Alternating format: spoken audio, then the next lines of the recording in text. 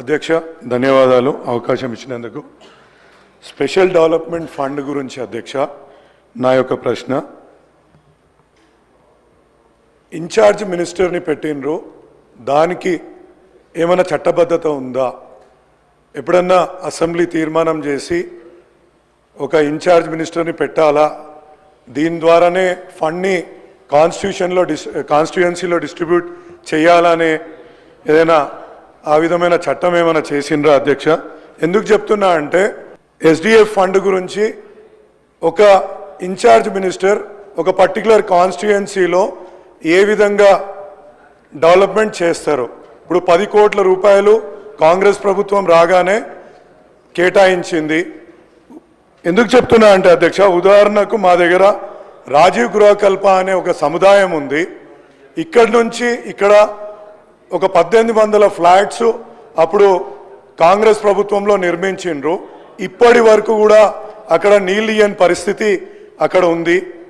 వాటికి నీళ్ళు ఇవ్వాలంటే మేము ఎస్డిఎఫ్ ఫండ్ నుంచి పెట్టుకుంటే ఏ విధమైన మాకు అంటే పిలుపు వచ్చి దాన్ని అక్కడ ఏ విధంగా అమలు చేయాలనో చెప్పట్లేదు. అదేవిధంగా అనేక రైల్వే ఆర్యుబీలను ఆర్ఓబీలతోటి మా ప్రాంతం ఇబ్బంది పడుతుంది.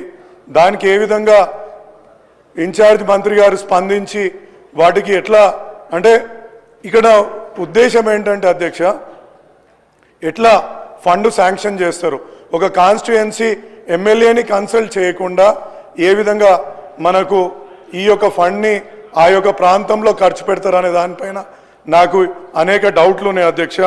ఇంకోటి ఏంటంటే మా దగ్గర ఒక గవర్నమెంట్ కాలేజ్ ఉంది, దాంట్లో 1500 మంది డిగ్రీ చదువుతున్నారు, 1200 మంది ఇంటర్మీడియట్ చదువుతున్నారు.